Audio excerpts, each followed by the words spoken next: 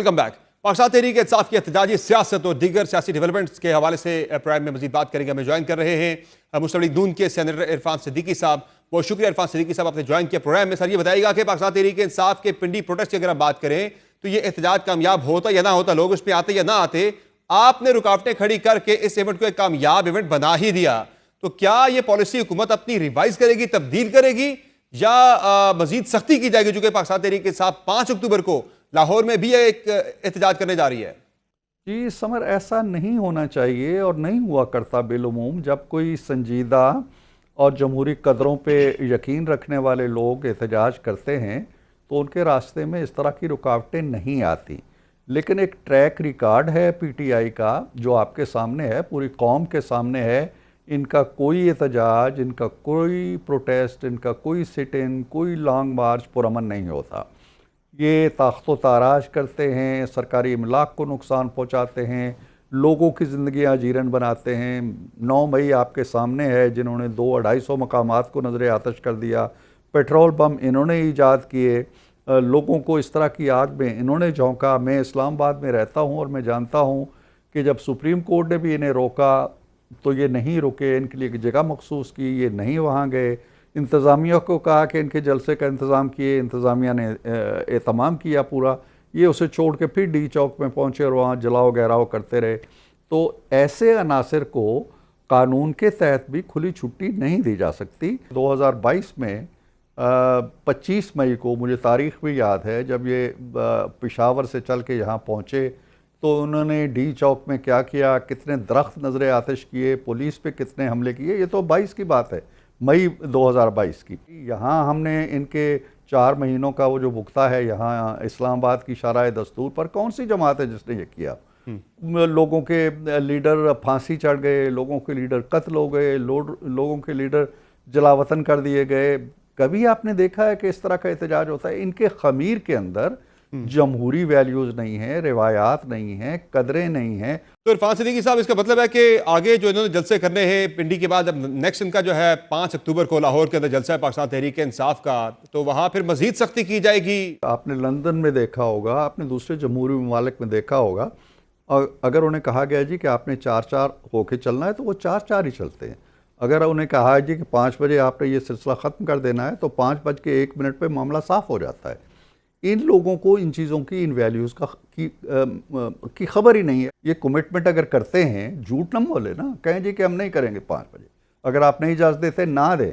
जब आप अंगूठे लगा के आ जाते हैं जी कि हम 6 बजे उठ जाएंगे, तो फिर उठें, फिर वादा खिलाफी ना करें। दूसरी बात है कि दुनिया भर के अंदर अब पॉलिटिकल गैदरिंग, जिस तरह की अभी इंडिया के इलेक्शन हुए हैं, तो मैं पढ़ रहा था कि उनके जलसों की तादाद जो है वो सिर्फ 20% हुई है पिछलों के मुकाबले में। 80% जलसे हुए ही नहीं है। मीडिया आ गया है। आप हर रोज़ खान साहब एक तकरीर करते हैं अडयाला जेल के अंदर, एक तकरीर उनकी बहनें करती हैं अडयाला जेल के बाहर, फिर उनके जो दूसरे लीडर्स हैं वो बोलते हैं हाई कोर्ट के बाहर, कोई सुप्रीम कोर्ट के बाहर, कोई रात को जब मैं आपके साथ बात कर रहा हूँ वो आपके साथ भी बात करेंगे और पता नहीं कहाँ कहाँ करेंगे। तो वाई दीज जलसास? हमने कितने जलसे किए हैं और कितने जुलूस निकाले इनके और कितने धरने दिए हैं इनके 4 सालों में। आप कल एक जलसा करके लाहौर आते हैं, आज फिर आते हैं, आप बदअमनी फैलाना चाहते हैं, आप बेचैनी फैलाना। एक शहर के अंदर एक हफ्ते के अंदर 2 जलसे, कोई मुझे बताएं 75 सालों की तारीख। इसका सर हल क्या है? ने किए हों? इसका सर हल क्या है? गवर्नमेंट के पास इसका हल क्या है? इसका हल ये है, से एक जुलूस इसका हल है ना, जलसे में जाते हैं, उन्हें रोकेंगे? क्या करेंगे आप? इसका हल ये है कि इमरान खान साहब अपने पुराने तौर तरीके, पुरानी सोच, पुराने अंदाज़े फ़िक्र से निकलें। लोगों को बेहंगम सड़कों पे लाने की कोशिश ना करें। मुल्क पे रहम करें। मुल्क को अमन की ज़रूरत है, ठहराव की ज़रूरत है। एक आपका जलसा होता है ना तो एक शहर के अंदर करोड़ों अरबों रुपए का नुकसान हो जाता है।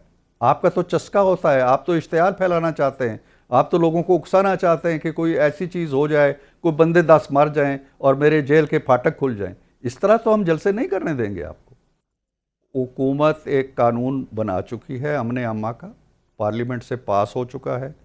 उस कानून के पैरामीटर्स के अंदर रहें और उस कानून के पैरामीटर्स के अंदर, अभी आपको पता है, आप मुझसे तो तफसीलात और जरा कर रहे हैं, आप ज़रा देखें बरतानिया के अंदर जो जमहूरियत की माँ कहलाता है और पता नहीं क्या क्या कहलाता है, वहाँ पे 3 अफराद, अगर 3 अफराद बगैर किसी इत्तला के एहतजाज के लिए जमा होते हैं ना, तो 5 साल के लिए कैद में चले जाते हैं।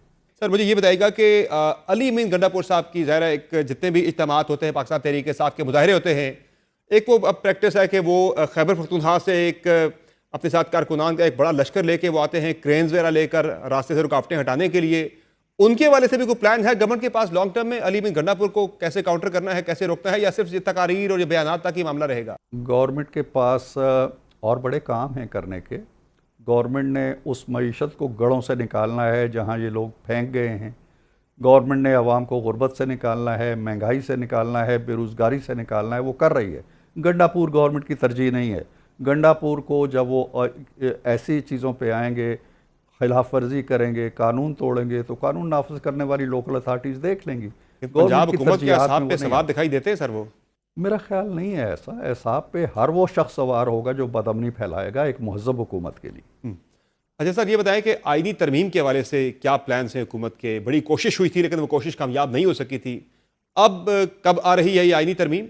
जी इंशाल्लाह उस पर काम हो रहा है, हम भी लगे हुए हैं, लेकिन उसमें बुनियादी बात आप जानते हैं कि 2/3 अक्सरियत की है जो हमें दोनों हाउसेस में चाहिए, कौमी असम्बली में भी चाहिए, सेनेट में भी चाहिए। तो उसके लिए मौलाना फजलुर रहमान साहब की जो अरकान सेनेट हैं उनकी भी ज़रूरत है, जो अरकान कौमी असम्बली हैं उनकी भी ज़रूरत है, उसके बगैर हो नहीं सकती। लिहाजा पीपल्स पार्टी, मौलाना फजलुर रहमान, हम सारे मिलजुल के कोशिश कर रहे हैं कि अगर उनके कुछ तहफ़्फ़ुज़ात हैं जो कि हैं उनको रफ़ा कर दिया जाए, और जो उसूली तौर पे वो एग्री करते हैं, वो पब्लिकली कह चुके हैं कि उन्हें आइनी तरमीम से कोई इख्तलाफ नहीं है, वो उसकी जुज़ियात तफसीलात को देखना चाहते हैं। इसी तरह जजों के तरीके इंतखाब के हवाले से वो 18वीं तरमीम को की तरफ वापस जाना चाहते हैं। तो जो ही ये मामला तय हो जाएंगे, और मेरा ख्याल है जल्दी हो जाएंगे, तो हमारा अपना जो अंदाज़ा है वो ये है कि पहले या दूसरे हफ्ते में अक्टूबर के हम इस काबिल हो जाएंगे कि इस तरमीम को करा सकें दोनों हाउसेस से। और ये सर 25 अक्टूबर से पहले पहले यानी कि मेक श्योर करेगी गवर्नमेंट के ये तरमीम हर सूरत में हो जाए? मैंने 25 अक्टूबर का जिक्र नहीं किया, ना 25 अक्टूबर हमारे सामने है। हम तो बहुत पहले करना चाहते थे, जी जी, वो नहीं हो सके, हम अर्लीस्ट करना चाहते हैं। तो सर मौलाना फजलुर रहमान साहब तो तहरीक इंसाफ के साथ बैठे थे 2 रोज़ पहले, और वो एक मिल के अपना ड्राफ्ट तैयार कर रहे हैं पाकिस्तान तहरीक इंसाफ के साथ मिलकर। तो तहरीक इंसाफ की जो तजावीज़ हैं वो भी आपको फिर काबिल कबूल होंगी इस तरमीम के अंदर, जो कि तहरीक इंसाफ तो आईनी अदालत के क़याम की बड़ी खुल के मुखालफत कर रही है? जी जी, देखिए समर, हमें कोई भी तजवीज़ अगर वो माकूल है, अगर आइन के दायरे में है, उस पर कोई कदगन नहीं है। मौलाना पीटीआई से ज़रूर मुशावरत करें। मैं जो आखिरी हमारी कमेटी थी आइनी, मैं ख़ुद उसमें शामिल था। मौलाना भी थे, बिलावल साहब भी थे, इसाक डार साहब थे, 4 नुमाइंदे बैठे हुए थे पीटीआई के, उमर अयूब बैठे हुए थे, शिबली बैठे हुए थे, बैरिस्टर गौहर बैठे हुए थे, सारे बैठे हुए थे। सब ने अपनी अपनी राय दी, कोई कदगन नहीं है। वो as far as they are part of the parliament, वो अपनी राय दें। अगर वो राय काबिल कबूल होगी, अगर हमारी राय काबिल कबूल नहीं होगी किसी को, और हम वोट नहीं देंगे, तो वो तरमीम नहीं होगी। अगर मौलाना नहीं देंगे तो वो तरमीम नहीं होगी, पीपल्स पार्टी नहीं देगी तो वो तरमीम नहीं होगी। सबका एग्रीमेंट होगा तो तरमीम होगी। अगर पीटीआई उसमें आना चाहेगी तो ज़रूर आए, लेकिन अगर पीटीआई नहीं आना चाहेगी और मौलाना उस पर राज़ी हो जाएंगे तो तरमीम हो जाएगी।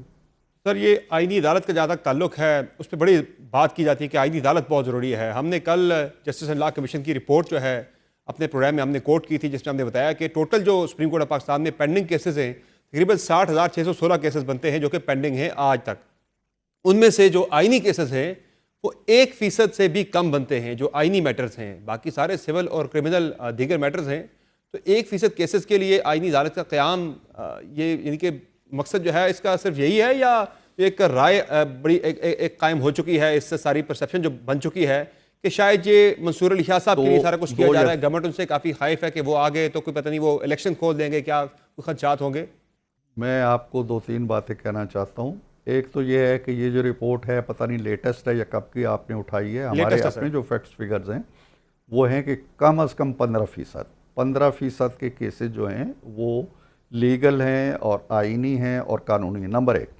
नंबर 2, मैं आपसे ये सवाल काउंटर सवाल करता हूँ कि 1% अगर बकौल आपके 1% कॉन्स्टिट्यूशनल केसेस हैं तो ये 1% अदालत का कितना टाइम लेते हैं?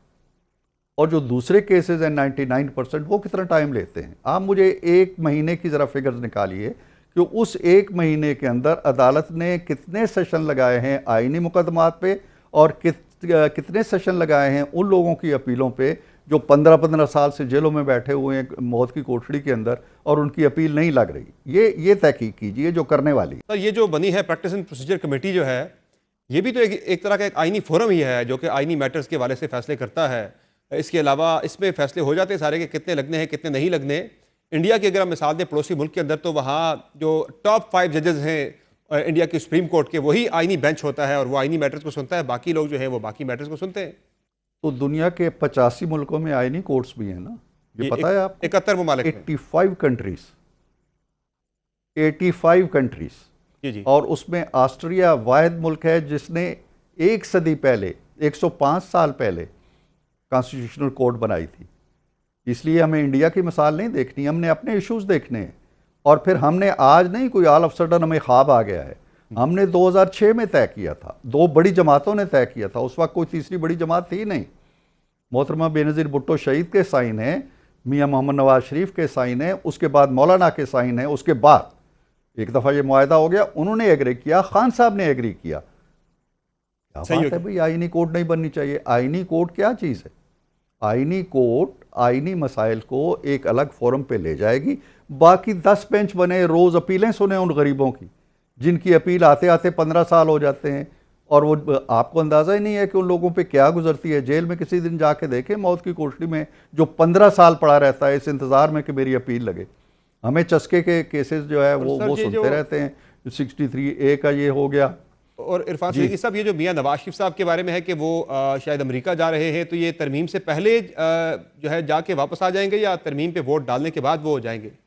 मुझे नहीं मालूम उनके वोट डालने के हवाले से उनका क्या फ़ैसला है, लेकिन मुझे ये मालूम है कि उन्होंने जाना है। वो अमेरिका भी जाएंगे, बरतानिया भी जाएंगे, 1-2 और ममालिक भी जाएंगे, UAE भी उन्होंने जाना है। और वो शायद अक्टूबर के आगाज़ में उनका प्लान है और कम से कम मेरा ख्याल है 2-3 हफ्ते उनको लगने हैं। अच्छा। तो सर ये जो मंसूर अली शाह साहब के बारे में आपका एक बयान आया था कि तहरीक इंसाफ उन्हें फैज़ हमीद बनाना चाहती है, ये खदशात आपको क्यों लग रहे हैं उनके बारे में? ये फैसला तो मुझे इसलिए लगा कि यही बातें फैज़ हमीद साहब को आर्मी चीफ बनाने के चक्कर में उन्होंने उन्हें रुसवा कर दिया और किसी काम जुगा नहीं छोड़ा। अब वो जेल के अंदर से बैठ के कहते हैं जी कि मेरा जो नेक्स्ट चीफ जस्टिस है वो फ़लाँ को होना चाहिए और फ़लाँ को नहीं होना चाहिए। भाई आपका ये काम नहीं है ना, जिसको भी होना है। मैंने तो उस प्रेस कॉन्फ्रेंस में ये कहा था कि मंसूर अली शाह साहब माशाल्लाह बहुत अच्छे ट्रैक रिकॉर्ड के जज हैं, बहुत साफ़ सुथरे जज हैं, उनकी दयानत पे किसी को शुबा नहीं, उनकी अमानत पे किसी को शुबा नहीं। वो सीनियर तरीन जज हैं। अगर मौजूदा कानून मौजूद रहता है और जो कि है, और हम इस कानून में कोई तब्दीली भी नहीं ला रहे, ये भी मैं बता दूँ, कोई तरमीम नहीं कर रहे हम, तो वो चीफ जस्टिस होंगे अपने इस्तेकाक की वजह से होंगे, अपनी अहलियत की वजह से होंगे, अपने मेरिट की वजह से होंगे। खान साहब क्यों उनके माथे के ऊपर अपनी पसंदीदगी का अंगूठा लगा के उन्हें फैज़ हमीद बनाना चाहते हैं? उन्हें गैर मुतनाज़िर रहने दें। बहुत शुक्रिया इरफान सिद्दीकी साहब प्रोग्राम में ज्वाइन करने के लिए। नाज़रीन, आप गुफ्तगू सुन रहे थे मुस्लिम लीग नून के सीनियर रहनुमा इरफान सिद्दीकी साहब की, जिनका कहना है कि मंसूर अली शाह साहब ही अगले चीफ जस्टिस होंगे मौजूदा कानून के मुताबिक। पाकिस्तान तहरीक इंसाफ के बानी चेयरमैन इमरान खान उनकी तकर्री को मुतनाज़ न बनाएं।